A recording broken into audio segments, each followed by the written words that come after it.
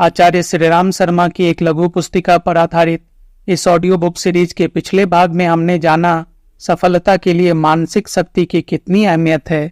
आज जानेंगे मानसिक बल कैसे विकसित करें और लक्ष्य कैसे निर्धारित करें। पुनः आग्रह है, सफलता सच में चाहिए तो पूरा वीडियो देखें। अपना सुझाव कमेंट बॉक्स में दें, वीडियो को लाइक और शेयर तथा चैनल को सब्सक्राइब करें। तो आइए विषय प्रवेश करते हैं। पूर्ण परिश्रम से कार्य करने वाले व्यक्ति को देखकर साधारण मनुष्य सोचते हैं कि इसका शरीर कितना फुर्तीला है एवं कार्य करने में इसके अमुक अंग किस तरह लगे हुए हैं, किंतु यह सच्चा निर्णय नहीं हुआ। मनुष्य की वास्तविक शक्ति वह नहीं जो आंखों से दिखाई दे। मनुष्य की मुख्य शक्ति है बुद्धि बल एवं मानसिक बल, जो फिर स्थूल रूप में चक्षुओं द्वारा देखी जाती है। किसी कार्य को करने में एक हाथ लगा रहता है, किंतु हाथ की स्वयं की कोई शक्ति नहीं है।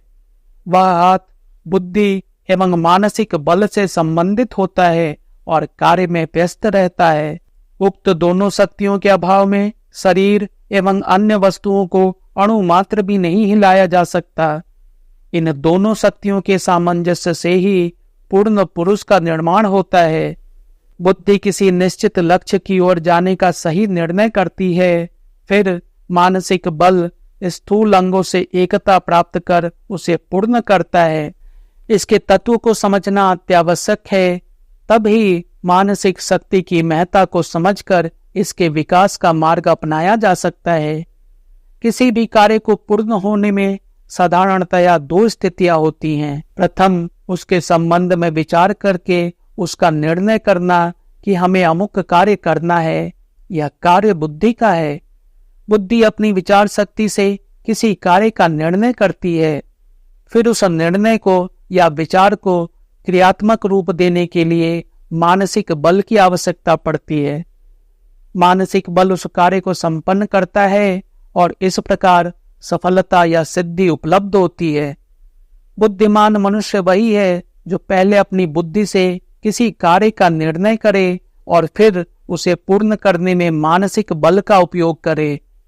केवल विचारों में बहते रहने वाले व्यक्ति जीवन में सफल नहीं होते। इसी तरह बिना बुद्धि का उपयोग किए जो कुछ सामने आ जाए उसी में जो अंधे बनकर लग जाएं, वे पशुवत ही हैं।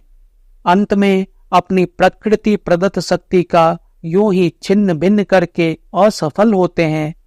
अतः किसी कार्य की सफलता के लिए बुद्धि बल और मानसिक बल की आवश्यकता है।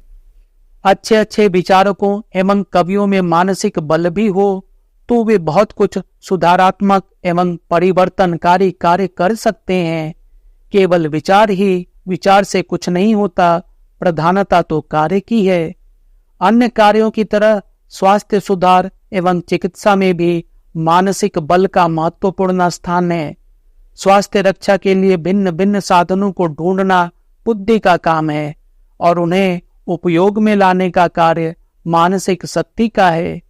कार्य की सफलता तक दोनों क्रम ठीक चलते रहें तो सफलता अवश्य मिलती है। मनुष्य में मानसिक शक्ति बल एक महत्वपूर्ण शक्ति है। मानव जीवन में होने वाला सारा खेल इसी शक्ति का पसारा है। जिस व्यक्ति में मानसिक बल जितनी बड़ी मात्रा में होता है, वह उतना ही कार्यशील एवं दक्ष होता है। भले ही बुद्धि बल की कमी या वातावरणवश या संस्कार के प्रभाव से वह अच्छे या बुरे कार्य में प्रवृत्त हो, किंतु वह उसमें तेजी से बढ़ता है। मानसिक शक्ति तत्व रूप से स्वभाव से सभी व्यक्तियों में स्थित होती है। लोगों की यह धारणा गलत है कि प्रकृति जिसको बलवान या संपन्न अथवा हीन बनाती है, उसे जन्म से ही उस तरह का उत्पन्न करती है। साथ ही इस तर्क में सबसे बड़ी गलती यह है कि मनुष्य या तो आखिरी अथवा आगे अर्थात दोनों सिरों को ही प्रधानता देता है। मध्यम मार्ग का अनुसरण नहीं करते जिससे हीन को संपन्न बनाया जा सके। कमी को पूरा किया जा सकता है क्योंकि तत्व रूप से तो मानसिक बलहीनता एवं महानता दोनों व्यक्ति में स्वभाव से स्थित हैं। केवल कर्म क्षेत्र की वजह से एक व्यक्ति महान बन जाता है और एक दीनहीन यहाँ तक कि अपना शरीर निर्वाह नहीं कर सकता। निर्बलता को अथवा हीनता को दूर करने के लिए व्यक्ति पहले अपनी वर्तमान स्थिति पर विचार करे और कहाँ तक पहुँचना है इसका निर्णय करे। इसके लिए सर्वप्रथम एक छोटा सा लक्ष्य निश्चित करना चाहिए। जिस तरह मैट्रिक पास करने के लिए पहली, दूसरी, क्रमशः 10 कक्षाओं को पास करना पड़ता है, उसी तरह छोटे छोटे लक्ष्य निर्धारित करना चाहिए। उस छोटे से लक्ष्य पर अपने चित्त को केंद्रित करके सफलता के लिए प्रयत्न करना चाहिए। जब वह लक्ष्य पूरा हो जाए तो अपने उसी पथ पर दूसरा लक्ष्य निर्धारित कर उसके लिए भी इसी तरह प्रयत्न करना चाहिए।